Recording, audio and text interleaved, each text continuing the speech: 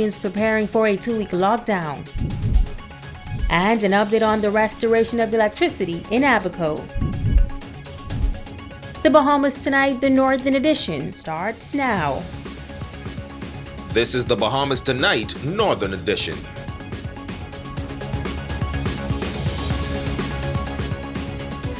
This is the Bahamas Tonight, the Northern Edition. Good evening, all. I'm Megan Shepard. Thank you so much for tuning in.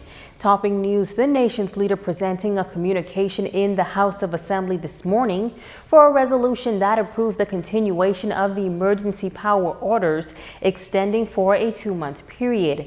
The orders will now continue until September 30th. The Prime Minister noting that the country is in this fight for the long haul, as the virus will not go away overnight. And if there is a large flare-up COVID-19 cases, the government will always put the nation first. Jamila Mizik reports. Prime Minister the Most Honorable Dr. Hubert Minnis making a presentation in the House of Assembly Thursday morning. The nation's leader noting that the COVID-19 pandemic is truly an emergency and the emergency orders were extended until September 30th so that the government is able to act quickly and decisively when necessary. The Bahamas is in the group of countries that performed well during the pandemic's first wave.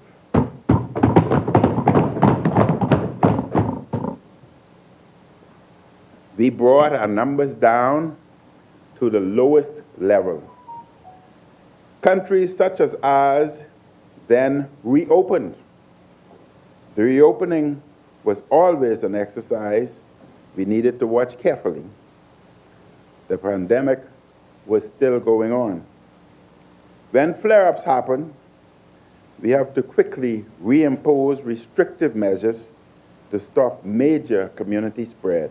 He says a lockdown will happen if there is a large flare-up of COVID-19 cases, as the nation will always come first. Now, there was a concern that a high number of persons were leaving Grands Bahama, which has been designated a hotspot prior to the announcement of the lockdown. To mitigate the risk posed by this, the decision was made to close the Grands Bahama International Airport earlier than planned. However, the Prime Minister says when the country opened on July 1st, many hotels were doing well and the tourism product was coming back. But he says, as the country moves through the various phases of the pandemic, Bahamians must be prepared to stop and start. RIU, RIU, was running about a 30 to 35% occupancy, and they were trending for August around 50%. Four Seasons had already reached 40% occupancy, and they were trending in July weekends at 65%. And the Warwick was likewise doing well. They were running at 30% occupancy in July and were trending up to 40% for August. So our tourism product was coming back. Prime Minister Minnis says the country is in this fight for the long haul, as COVID-19 will not magically disappear in a day or a week, but the government will continue to do the right thing for the country. He says some Bahamians lacked discipline when the country's borders reopened, as there was a mass migration to various hotspots. Of 56 individuals who were infected, some 40% traveled to hotspots. He says, had the government made a firm decision to prevent Bahamians from traveling, the country would have been in a better position. But to make such a decision would have been unconstitutional. This pandemic, Mr. Speaker, has shown us more than ever that we are one people. No man or woman is an island, and no Bahamian island stands alone. What the residents of one island or area of the Bahamas do affects us all. In the coming days and weeks ahead, along with health officials, I will continue to update the Bahamian people on the current surge in cases. We have some very difficult days and weekends ahead. The Prime Minister also urging Bahamians to continue to follow all of the safety protocols like hand washing and social distancing. Now, the nation's leader announcing that an emergency cabinet meeting will be held this evening. During that meeting, health officials will make a presentation. Jamila Mizik, ZNS Network News. Now, also addressing the House of Assembly this morning was newly appointed Minister of Health, the Honorable Renward Wells, who says that the nation is on the verge of being under siege. The minister making a presentation on the country's health status, noting that as of Wednesday, July 22nd, there are a total of 115 active COVID-19 cases in the country, and some 14 persons have been hospitalized. However, he says they are aware of other cases which will be included as a part of official numbers on the COVID-19 dashboard. We are now in a surge, which will get worse if we do not adhere to restrictive and public health measures, which must not be taken, Mr. Speaker, for granted. This virus is much like Satan and you know, Mr. Speaker, this virus is a lot like Satan, roaming to and fro, seeking whom he may devour. We must do all that we can to save lives and avert countless infections with an aggressive and proactive approach. The minister also noting that they are focusing on the mental health of residents at this time. The newly formed local and international Mental Health Alliance continue to maintain its presence and activity in respect of COVID-19, providing telepsychological services to ensure that residents adversely impacted by COVID-19 have access to mental health services and support. Mr. Speaker, it is through this mechanism that we are making mental health support available to the residents throughout the lockdowns, where and when necessary, throughout our archipelago. Grand Bahama is approaching a 2-week lockdown. Tonight, the Minister of State for Grand Bahama is reminding residents to take this matter seriously as numbers continue to rise on this northern island. He says that Grand Bahamians have managed this deadly virus before, and we can do it once again. The Minister of State for Grand Bahama, the Honorable Kwesi Thompson, urging residents to adhere to the rules and regulations of this newly implemented 2-week lockdown. He says that the measures may be tough, but absolutely necessary to save lives. Many are infected and sick, and unfortunately lives have already been lost.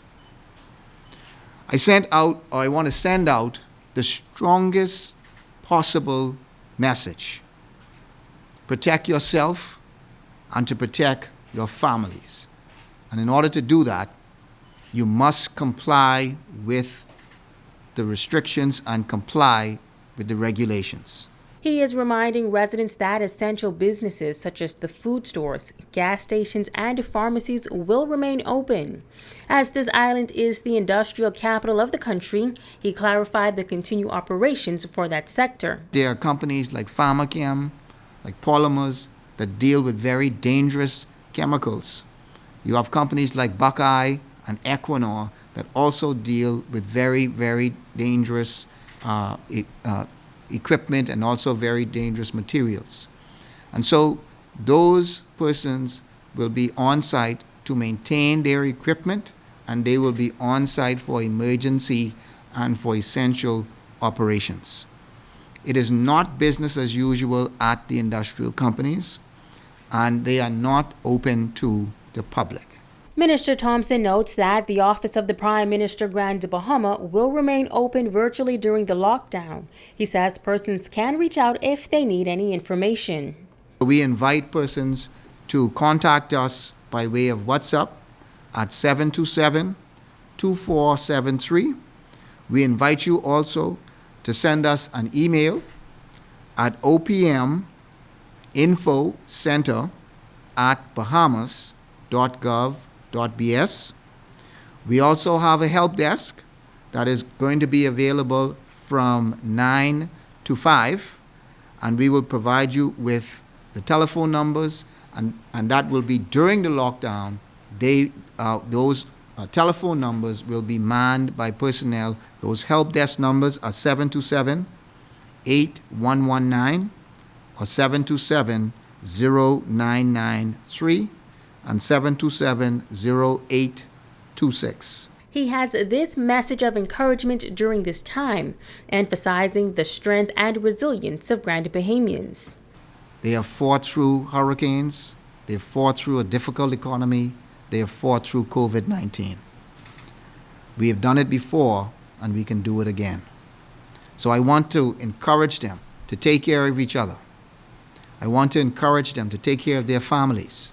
I want to encourage them to be patient. I want to encourage them that they ought to be their brother's keeper in these difficult circumstances. And then I want to finally say to them that they should also pull on their spiritual strength, to know that God is going to continue to be with them, to know that He has been with them through difficult situations. He's seen us through difficult situations. This is no different. Now, once again, persons are only to leave their homes for essential purposes during the week and not at all on Saturdays and Sundays. As mentioned earlier, COVID-19 positive cases continue to rise in the country. Yesterday, some 25 additional cases were confirmed by the Ministry of Health, bringing the number of confirmed cases to 219. 114 confirmed cases in New Providence, 81 confirmed cases in Grand Bahama, 17 cases in Bimini, 4 in the Berry Islands, 2 in Cat Island, and 1 confirmed case in Cat Key.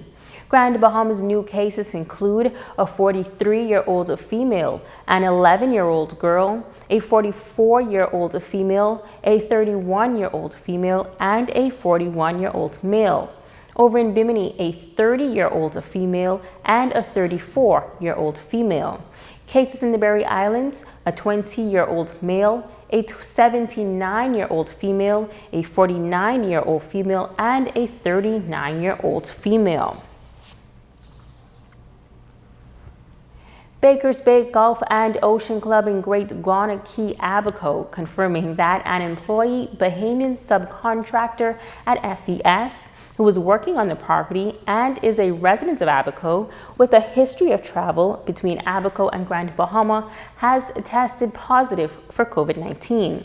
The company also confirming that one of its global workforce employees who tested negative for COVID-19 before arriving on island and had been on island for 20 days tested positive for COVID-19 on July 21st.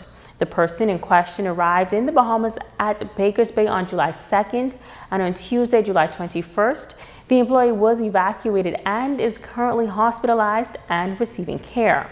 Bakers Bay has commenced a robust COVID-19 response, including, but not limited to, masks, physical distancing, a COVID-19 oriented cleaning protocol, contact tracing, self-quarantining, and testing, all of which are being guided by the Bahamas Ministry of Health protocols and professionals. To date, Some good news now for the island of Abaco. Bahamas Power and Light has now re-energized overhead systems in Pelican Shores, Little Orchid, and East Bay Street between Pelican Shores and the Crossing Ferry Dock. The overhead systems in Dundastown, along with Forest Drive to Crockett Drive, were also energized. Customers in those areas who are prepared to receive supply are asked to make application to the Ministry of Works for the needed inspections and to provide BPL with a copy of the installation approvals. Once received, supply will be made available. BPL further advising that transmission lines from the Treasure Key Airport ferry dock to Treasure Key have also been energized. It is expected that supply within portions of Treasure Key will be available this week. Works to energize systems on Murphytown Boulevard were delayed, but the area will be ready for supply sometime this week. Work to energize systems in the government subdivision were also delayed, but this area will also be ready for supply by July 25th.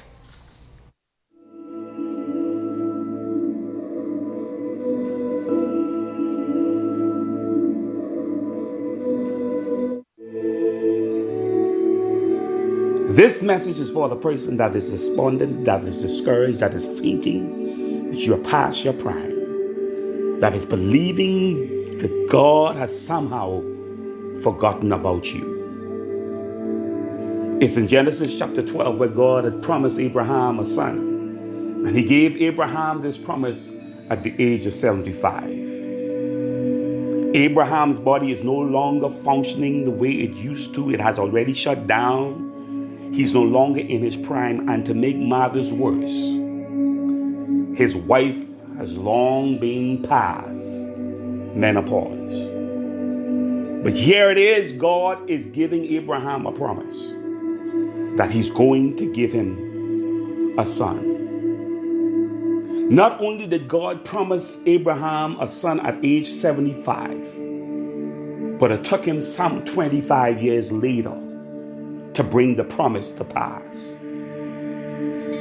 God is going to get the glory when the next blessing is dropped into your life. Regardless your age, your experience, where you are in life, you're not done, you're not through, you're not over the hill, you're not past your prime. You will receive what God has promised you some 20, some 30 years ago. That business idea that you had from the time you were a child, that life you intended to live at age 60, that dream you had to change your family, your community, your world, God is going to bring it to pass in your life. The same way God gave Abraham a promise and brought it to pass, some 25 years later, God is going to do the same thing for you. You may be delayed, but trust me, you're not denied. God gave us the example of Genesis chapter 12 and Genesis chapter 21 to let us know that as long as we have breath in our bodies, He's able to bring the ideas, the goals, the dreams that we have for our lives to pass. So I'm here to drop the word on you today that you ought to be encouraged. For God is still working everything out for your good. He is perfecting everything that is concerning you. So be blessed and encouraged. Amen.